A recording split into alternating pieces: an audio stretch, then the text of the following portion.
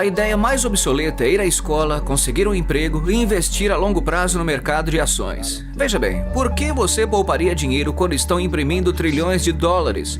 A diferença entre o 1% e os 99% é enorme. Veja bem, não se trata apenas de dinheiro, é preciso dar um passo atrás e analisar o quadro geral. Então, o que você faz? Em cada um de nós há uma pessoa pobre. Ainda há uma pessoa pobre dentro de mim. Há também uma pessoa de classe média. E as pessoas de classe média querem segurança. Elas querem um salário fixo. E há a pessoa rica. E todas elas estão dentro de nós. Só que isso não é ensinado. Você é ensinado a ir para a escola, conseguir um emprego e receber um salário. Não lhe ensinam a ficar rico. Se você leu Pai Rico, Pai Pobre, você sabe que meu pai rico se recusou a me pagar. Ele disse que o salário era uma das coisas mais prejudiciais que você poderia ter em sua vida. Ele dizia, no momento em que você recebe um salário, você se torna um empregado. Essa é a mentalidade. Portanto, meu pai rico nunca me pagou. Ele deixou louco meu pai pobre, um funcionário público. Você tem que pagar as pessoas. E meu pai rico não estava dizendo que o salário era ruim. Ele disse, você não queria ser um escravo do dinheiro. Portanto, como empresário, se o pai rico falir, eu simplesmente abro outra empresa. Não preciso de um salário. Não preciso que ninguém cuide de mim. Se meu governo não gostar de mim, eu me mudo para outro país, porque eles precisam de empreendedores. Portanto, os empreendedores, não tanto os negócios, mas os empreendedores, na verdade, a mentalidade, os conjuntos de habilidades e o conjunto diferente de regras. Veja bem, as pequenas empresas não operam com as mesmas regras das grandes empresas. O empreendedor é, em primeiro lugar, uma mentalidade, um conjunto de habilidades e funções. E dependendo do fato de você ser um funcionário ou uma pequena empresa, as regras são diferentes, as mentalidades são diferentes, os conjuntos de habilidades são diferentes. Se você pudesse dizer algo a alguém que nunca foi empreendedor e que está pensando em dar o salto de fé para se tornar um empreendedor, o que você diria a essa pessoa? Bem, vou lhes contar a mesma coisa que aconteceu comigo. Meu último pagamento. Ainda me lembro claramente, foi um dos piores e melhores dias da minha vida. Eu estava em Porto Rico, eu estava trabalhando para Xerox e meu chefe me deu um último cheque. Não era um cheque de pagamento, era um cheque de bônus. Acho que era cerca de 30 mil dólares tributáveis. Então, recebi o cheque e pensei, puxa vida. Entende o que quero dizer? Fiquei animado, mas também perturbado. Então, outro cara veio até mim. Seu nome era John. E John me disse, você vai voltar. Eu perguntei, por quê? Ele disse, porque você vai fracassar. Eu olhei para ele e disse, olha, alguns palavrões, porque foi isso que ele fez. Ele saiu da Xerox fracassado e voltou. E eu disse, olha cara, você fracassou e voltou. Mas se eu fracassar, nunca mais voltarei. E essa é a atitude, entende?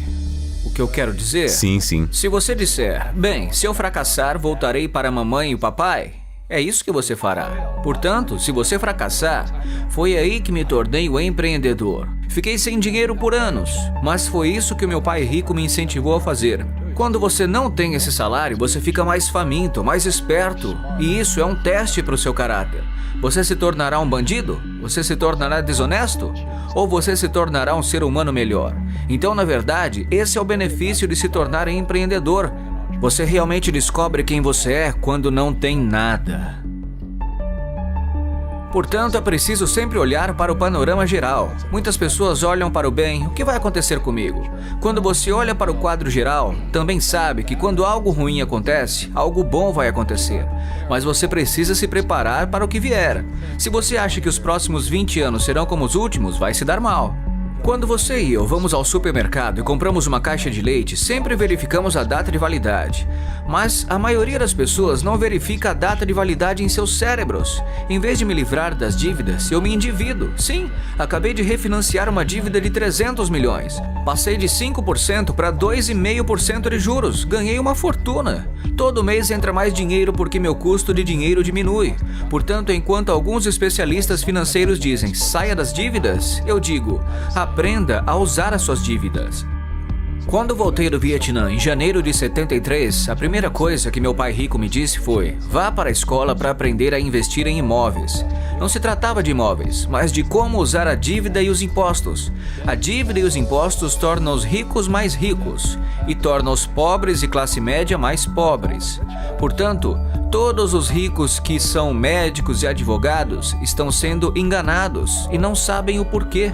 Os médicos estão sendo enganados. Sim, eles recebem mais dinheiro, mas a renda familiar é menor. Com certeza. Meu médico chegou e falou assim pra mim. Ele tava feliz, falando: adivinha só, finalmente ganhei $1 milhão. E eu disse: sim. Olha, quanto você paga de impostos? Ele falou: 750 mil em impostos. Portanto, o seu lucro líquido era de cerca de 400 mil. Isso não é ruim. Mas quando eu ganho $1 milhão, fico com $1 milhão. E a razão é que eu não ganho isso trabalhando por dinheiro. Veja, se você trabalha para ganhar dinheiro, você é tributado. Por isso, a lição número 1 de pai rico, pai pobre é que os ricos não trabalham por dinheiro. Em vez disso, criamos negócios como empreendedores. Adquirimos imóveis. Eu não invisto no mercado de ações. O motivo é que, como empresário, tenho mais controle sobre minha renda, o quanto ganho e o quanto pago de impostos. E como sou empresário e também investidor em imóveis, não pago imposto. Assim, toda vez que ganho, digamos, $1 milhão como empresário, invisto imediatamente em imóveis e tenho um aumento de 4 para 1. Assim, coloco $1 milhão em imóveis e recebo 4 milhões do banco. É por isso que eu adoro os bancos, mas os bancos estão ferrando todo mundo. É terrível, mas é bom para mim. É por isso que você diz que quando você imprime é bom para você, mas é ruim para as pessoas que trabalham com dinheiro? Porque quando você imprime, os poupadores são prejudicados e as pessoas que trabalham por dinheiro são prejudicadas. Quando imprimem, os devedores ficam ricos. Veja bem, a dívida e os impostos tornam os ricos mais ricos e a dívida e os impostos tornam os pobres e a classe média mais pobres. Quando temos ideias obsoletas, obtemos resultados obsoletos. Portanto, o que está acontecendo com a maioria das pessoas, a ideia de ir para a escola, conseguir um emprego, trabalhar duro, economizar dinheiro, se livrar das dívidas, comprar sua casa porque ela é um ativo e investir a longo prazo, é obsoleto. O mundo mudou. Sim, o mundo mudou em 1971, quando o presidente Nixon nos tirou do padrão ouro e o dinheiro se tornou dívida. E se nos livrássemos da escola, o que aconteceria? Seria melhor se não tivéssemos nenhum sistema educacional? Não, estou dizendo que a educação era mais importante antes, mas está obsoleta. Existe a lei de Moore, que fala que a informação dobra a cada 18 meses. Ou seja, tudo fica obsoleto em 18 meses. E esse é apenas um fenômeno recente. Portanto, quando você sai da escola, já está obsoleto. E é por isso que eu sou o cara mais velho. Conheço meus amigos que estudaram em Harvard. Veja, eu estudei em Harvard. Eu disse: sim, isso foi há quanto tempo? 50 anos? Hoje os bancos estão cobrando juros para que você poupe dinheiro. Os bancos não querem seu dinheiro porque eles imprimem. E é por isso que há essa bolha nas ações e bolha nos imóveis. As pessoas estão se desfazendo do seu dinheiro. Como eu disse aqui, os poupadores são perdedores e o dinheiro é lixo. E ainda assim as pessoas dizem: bem, eu quero um emprego bem remunerado. Essa é uma ideia obsoleta. Sair das dívidas é uma ideia obsoleta. Você deve aprender como se endividar, como usar a dívida para ficar rico. E eles nunca lhe ensinarão sobre os impostos. A razão pela qual o 1% está aqui em cima e os 99% estão indo para o outro lado é porque quando você imprime dinheiro, acontece inflação e impostos. E qualquer empreendedor que pense que vou apenas ganhar dinheiro, abrir uma empresa e ganhar muito, porque é disso que falamos, precisa realmente sentir o cheiro das rosas, cara. Não é isso que os verdadeiros empreendedores estão fazendo. A maioria dos empreendedores, olha, há 28 milhões de proprietários de pequenas empresas nos Estados Unidos. 24 milhões são empreendedores de uma só pessoa. Eles são chamados de empreendedores sem funcionários. E é isso que acontece quando as pessoas não entendem realmente o que o empreendedor faz. Portanto, a maioria das pessoas grandes são autônomas, mas não são realmente empreendedoras. Os autônomos pagam os impostos mais altos de todos e ninguém lhes diz isso.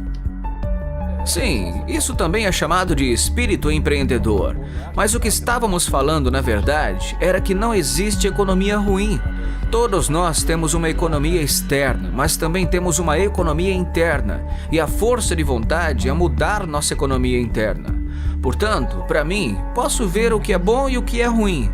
Eu realmente não me importo, porque eu vou ficar rico de qualquer maneira. Mas uma pessoa pobre com uma economia pessoal ruim, tudo que ela verá é uma economia ruim, porque não sabe como ganhar dinheiro em nenhuma economia.